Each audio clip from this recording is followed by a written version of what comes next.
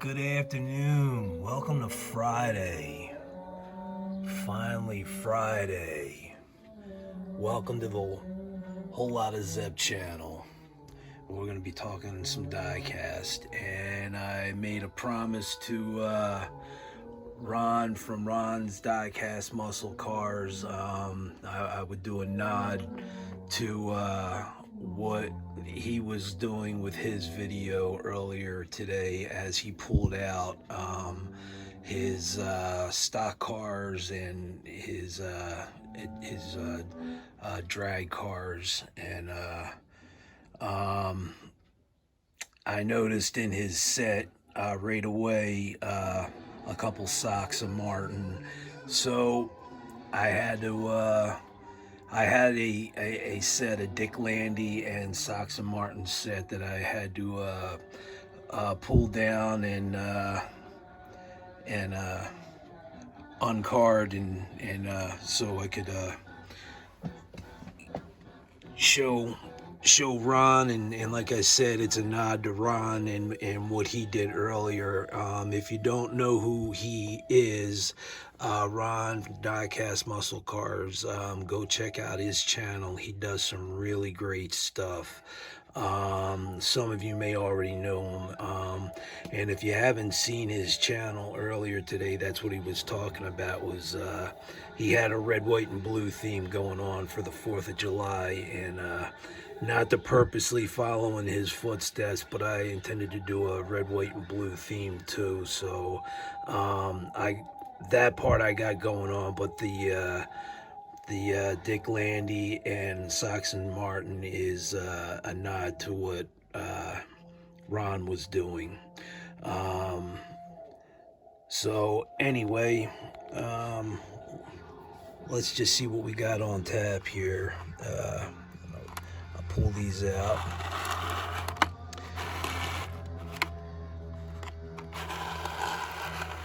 And we got them uncarded. And here is Dick Landy's Pro Stock Challenger. And Sox Martin was what I noticed right away on Ron's video earlier, and I love that duster. Anyway, here is the 1970 Plymouth Super Stock Sox Martin. I will get to them in just a second.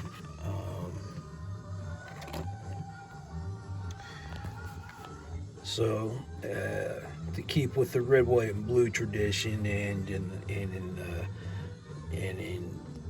the true Sox Martin fashion that Ron was going for, here is my Superbird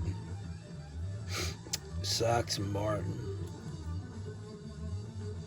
And like I said, this is a super stock. Sorry about my thumb. I normally do not care for Johnny Lightning's version of the, especially the Superbird, because normally the car sits above the wheels, if that makes sense. They're not tucked into the wheel well, and I know lately I've been complaining about M2 about having their tires tucked too far under the wheel well, and now here I am complaining about them not being. But anyway, I have to say, this Johnny Lightning, they did it right, as this is based off of the Roadrunner. So if you can imagine what the Roadrunner looks like without the modified front end, they did the wheels right. It is supposed to be tucked under in the back a little bit, and as far as I know, the Dodge Daytona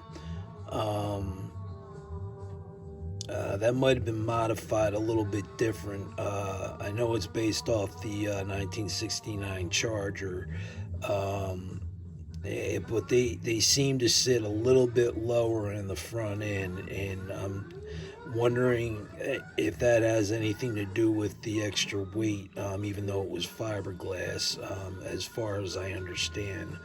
Uh, but I was never a fan of any of the earlier castings of Johnny Lightning's version of the Daytona or the Superbird, and I will give you a prime example of that. We're going back to like early 2000, and that is an early Johnny Lightning casting. I just don't care for it. It's a I know it's an early version. Right now, the reason I have it is it's kind of nostalgic and it has Pez on it, but the paint job on it is horrible. This isn't one of their better castings. And seeing this car, I'm surprised that they got to the point where they are now, because if they did a lot of castings like that, I'm surprised they survived it. Some of you may say it's not that bad. Some of you might actually like it. Me personally, I just don't care for the way it sits. It doesn't sit proper. It's got that bit of a cartoony look to it. I'm going for realism. So anyway, back to this one. They got all the livery on it.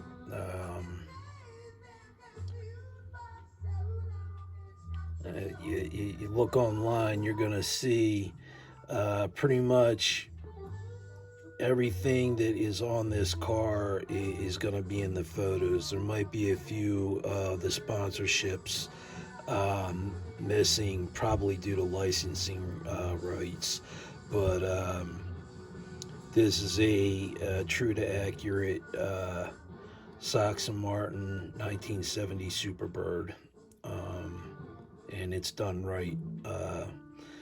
I again, back to my daughter. Not back to her, but just reminded me the video where she was describing her demon Daytona that she basically snuffed out from under me, because she knows I would have grabbed it if I had seen it first, but I was so busy looking at what was on the pegs, and she just zipped right by me and tuned in on that car right away and grabbed it, and she started laughing and she said, "It's mine, it's mine, it's mine." So anyway, I thought it was kind of cute and funny how she was saying that the only thing she didn't like about it was the front, and she didn't understand the headlights. She said, "I don't know where they are. They're in there somewhere." And I should have explained to her that they were flip-up headlights. Afterwards, when she was done with the video, I said, "You did a good job on the video. I'm proud of you." And I just had to laugh. I said, "Those headlights are there. They're just flip-up." And I said, on a factory car, normally the headlight lenses lids that flip up would be black. So there is my Sox Martin 1970 Superbird, part of my nod to Ron, and I'll continue with this Dick Landy Pro Stock Challenger.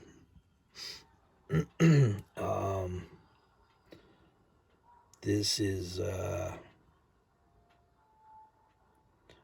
one of the cars where this guy was just amazing. Just like Sox Martin. If you can picture old footage of these guys rolling down the track, it's amazing to watch. And like the other competition, Prudhomme and Mongoose. I'm not familiar with all of the names of the drivers, just the mainstream, but I am familiar with them because I do like to watch the old drag strips, and especially after I get a car.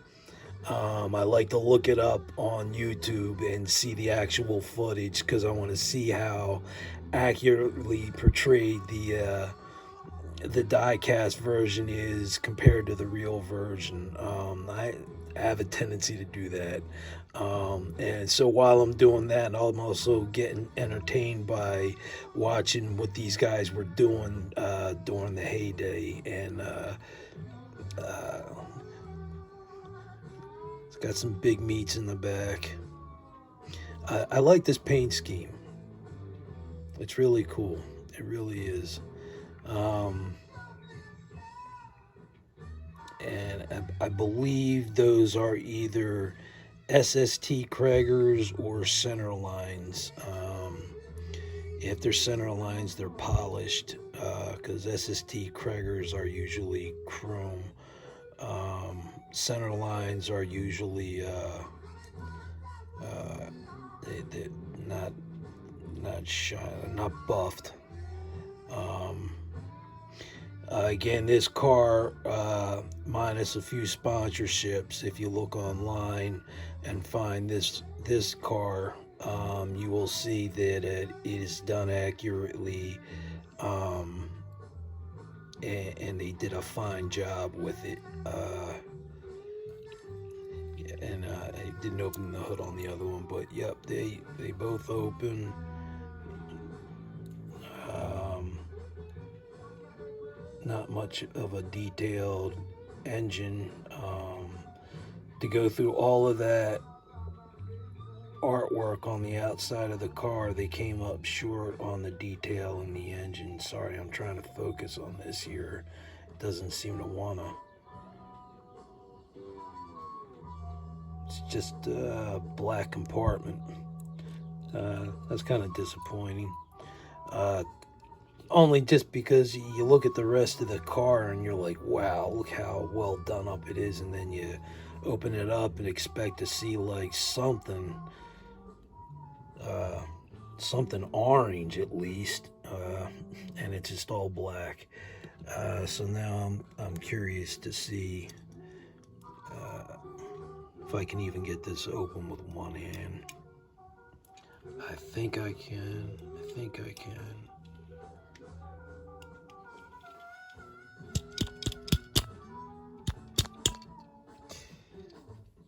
Almost got it.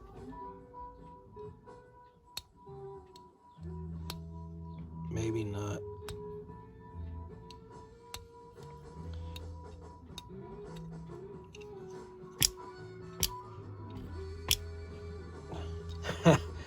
All right. If you just give me a second. I don't know why I go through all this trouble of just opening up a hood to show a black engine bay, but I'm curious to see if they did anything different with the Sox Martin than they did with Dick Landy's. I'm sure they didn't, but I am curious now. I'm not trying to take up more time, but it really does have me curious.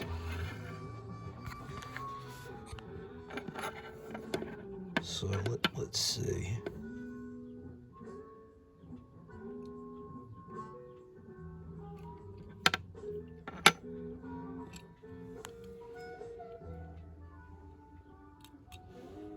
Well, look at that. They actually did do it different.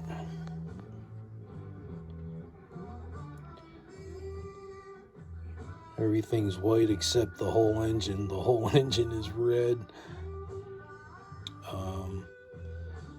However, at least I opened it and it's something different. It was that wasn't what I expected to see. I thought it was going to be all black in there. Okay, so they had an entirely red engine. And Dick Landy had an entirely black engine. Try to see in the interior there. There's really not much you can see.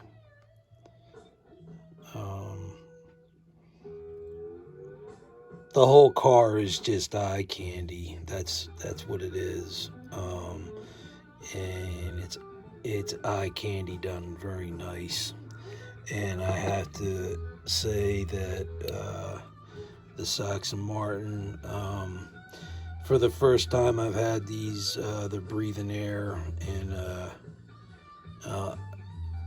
as much as I'm enjoying looking at them beyond the blister pack, it still crushes me a little bit that I opened it. You can see a little bit more of the interior in the Sox Martin, as it's all white. That was just their typical theme throughout, as you could tell by looking at Ron's video from earlier today with what he showed of the Sox and Martin. And as part of my red, white, and blue, I'll show my blue first. I took a M2 Daytona out of the blister pack just so I had something to compare it to with the Superbird. And so this is built off of the 69 Dodge Charger. And I really don't know what the length difference was between the two of them in actuality, or if there was much difference. I believe not, just because this one is, but I believe the Daytona was a little bit longer than the Superbird. But with that being said, M2 comes out somewhat a little bit bigger in scale traditionally than the normal 1/64th. Johnny Lightning, sometimes they come out on the small side, but when I want to compare the two of them, you can see that there is a difference in length, and I don't know if that was an actual difference in length, or Johnny Lightning is still just a little bit smaller in scale, or Johnny Lightning is more accurate in scale. But I wanted to bring them out for a comparison, and again, I like the way Johnny Lightning did this Superbird. It sits right, and if you put it next to a Roadrunner, you would see that it sits the same way. With the Dodge Daytona, they have a tendency to sit lower in the front end. And I know it's fiberglass, but maybe that extra added weight brought it down a little bit more. And maybe that was done more intentionally to some of their cars for aerodynamics. Because the Dodge Charger does not really have much of a rake to it in general, but for some reason, not all of the Daytonas, but some of them have a rake to them, and I'm wondering if it's an aerodynamic design or an M2 fuck up. Somebody clue me in on that one. That's one thing I'm not really sure of on the Daytona. I wish I had an answer for that, but I'm sure some of you guys out there might. So leave a comment below if you got a better understanding of what's going on in the front end with the Dodge Daytonas and their suspension, because I'm curious. And again, I know it looks like the hood that opens, but it's not. It's an auto driver. And we'll just park these guys back here.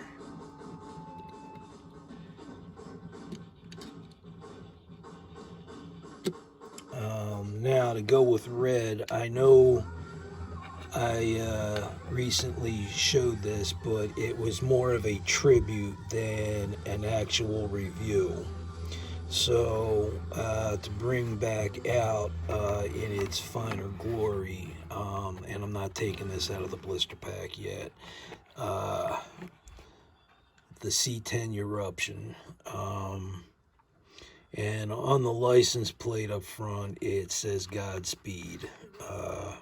And I think it's interesting what they say about the color. Frankly, red, black, and white. Because if you guys are not familiar with guitar too much, or familiar with Eddie Van Halen's signature guitar, it was called the Frankenstrat, because it was put together with a bunch of different parts. The only thing about the Strat was the body. It had a Kramer neck on it, and I think it's funny that they use Frankly in their color scheme, and I know that's a nod to the Frankenstrat. It's quite obvious that they did that. And I guess they did it without infringing on copyright. As far as I know, I mean, I don't think painting anything in this color, it would warrant a copyright restriction, even though no matter what you would see it on, you're gonna think of Eddie Van Halen's guitar. You could paint this on a watermelon, and you're gonna think of Eddie Van Halen's guitar. The thing that's most interesting about this Johnny Lightning is that this body is an Auto World body, which makes it a bit more desirable than the fact that it's actually a nod to Eddie Van Halen. I tried to score more of these. They were flying off the shelves so fast. I did manage to get, I have 2 more on order. Some of them on eBay are still going for a reasonable price, between the ones that are going from anywhere from 60 all the way up to 175 and beyond, which I had a feeling these were going to be quick to go off the shelves. I didn't expect them to go that quick, because I had for the next time I was going to go to the website and buy more. I had 6 in the cart ready to go, and when I got there, that it says it's currently no longer available. I was like, son of a bitch. However, I am a lucky owner of the C10 Eruption, and like I said, it's a bit more desirable because it is an auto body that this is laid on, and it's a square body that evidently people have a passion for. I'm still learning the whole truck scene.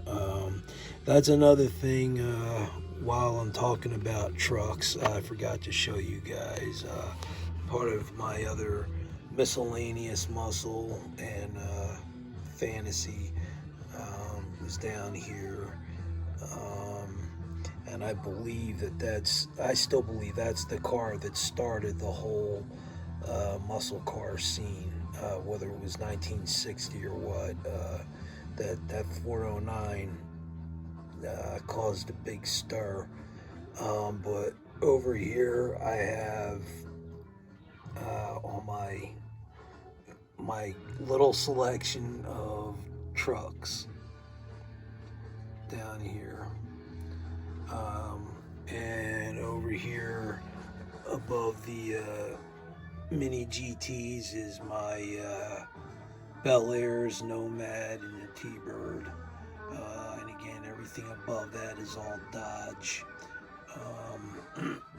Okay, so back to the red, white, and blue, and giving a better view of this C10 eruption. Johnny Lightning put out a limited number, true, but still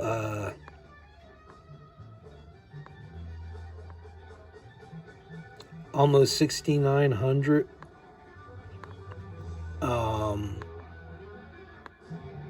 And it sells out.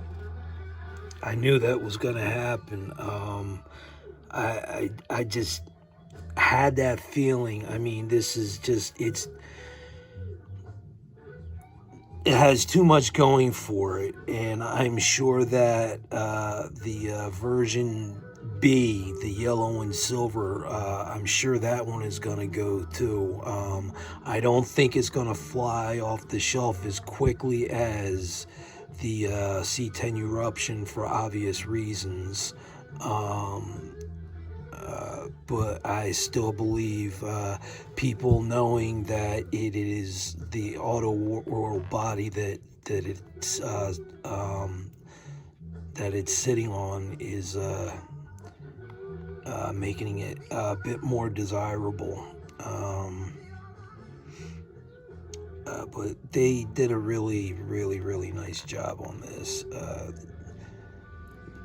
I'm not a Zinger fan, honestly, but I am a music fan and a guitar fan, and obviously an Eddie Van Halen fan. So this has personal meaning to me in the collection. Besides what it is, it's just because, yeah, also because it is what it is, if that makes sense. So there is my red. You saw my blue. Again, this isn't coming out of the blister pack, but this is my white. This is also a Johnny Lightning. This is the 1970 Buick GSX. It's a limited edition here. But I hate when they put collector or collecting or any form of that word on the box. It takes away from the value because it's saying what it is, as opposed to allowing it to manifest on its own. Basically what I'm saying is by its popularity, as opposed to we're telling you that this is going to be a collector item. Why don't you wait and see how well it sells before you decide to say that? But this is the Johnny Lightning Buick GSX, and I got a thing about Johnny Lightning. Sometimes they're hit and miss, and I can't figure them out. But they nailed it. It's got side view mirrors, and if you can even see that, there's supposed to be a reflective material on the mirror as well. So they really went out on the interior on that one. And this is a step above the GS Stage 1. You get quite a bit more with this puppy than you do with the Stage 1.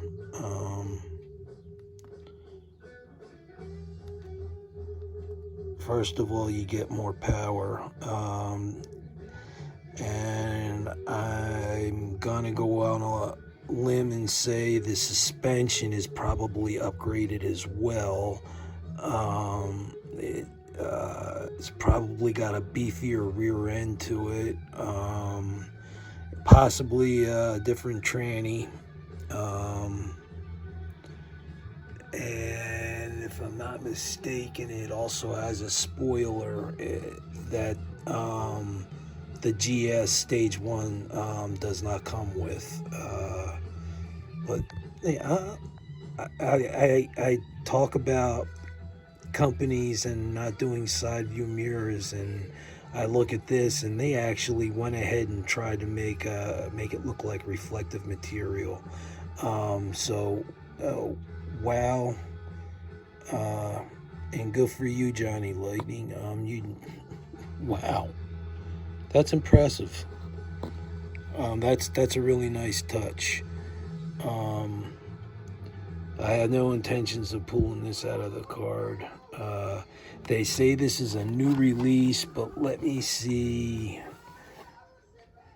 what the date was actually on this one.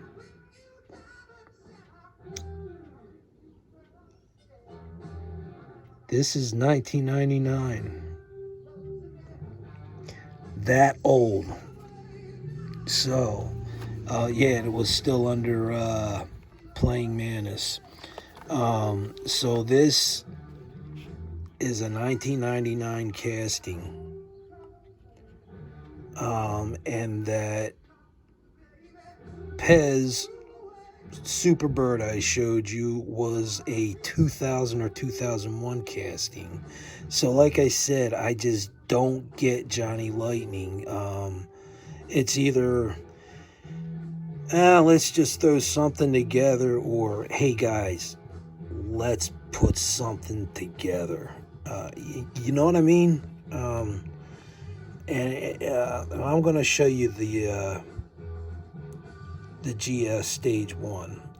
But there is my red, white, and blue. Almost rolled off the table. And there is my red, white, and blue Sox Martin, and my nod to Ron and his video from earlier. Man, I really dig that Dick Landy Challenger.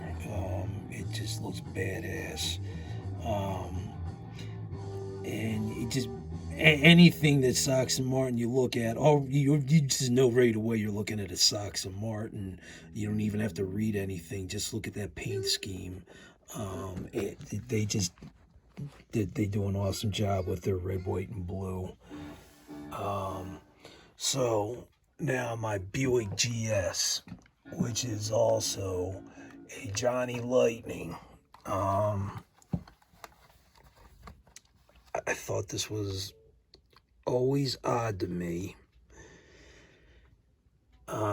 It's a nice looking car. Don't get me wrong. They did a good job with it. This is the more tamed version of the GSX. You just get a little bit sportier hood, and a little bit more horsepower under the hood, and I'm sure most of it's badging. Not to say I'm not taking away from the horsepower of this car, not at all. But comparing it to the GSX, it's kind of like comparing the Formula Firebird to the GTA, if you want to do that. But all right, so here's my thing with this one specifically. Look how high above the wheels it sits. Why can't cars just find that happy medium? The wheels aren't supposed to be down that far below the wheel well either. Man, I'm either finding Johnny M2s with the wheels that are sucked up into the wheel wells, or Johnny Lightnings that can't get them into the wheel wells on all of their cars. It just looks like it's sitting above the wheels too much. The wheels should be in the wheel well a little bit. It just looks like it sits up too high. Maybe it's a suspension thing, but I doubt it. It just looks like it needs to be lowered a little bit. Not a lot, just a little bit. But I've been wanting to show this for a while, just because of the way those wheels and tires sit below the wheel well. I love this car. I love the top. I love the white interior, the black steering wheel, the color, the burgundy color. There's not too much I don't like about it, and even the way that it sits, it's fine. I just wish the wheels were in the wheel well a little bit more. That's just my thing with Johnny Lightning. They have a tendency to build their cars all over the place, like they did with that Superbird that looked like somebody stepped on it 1,000 times. That 1971 Dodge Charger Super B. All right, blah blah blah blah blah. I'm done. Random giveaway: Majorette Porsche Carrera 911S. All I ask is that you be a subscriber of the continental United States, and this could be yours. The only other thing that I ask is that you hit share, like, and subscribe. This is a random giveaway, and it could be any time. But I will say this: once I do a video and you no longer see this Porsche sitting on the table, that's because it's in a box, wrapped up, ready to have a name and address slapped on it. So just keep that in mind. And again, if you guys haven't had a chance to check out Champion DJK, he did a review on a Porsche Majorette, and he does really good reviews, and he does honest reviews.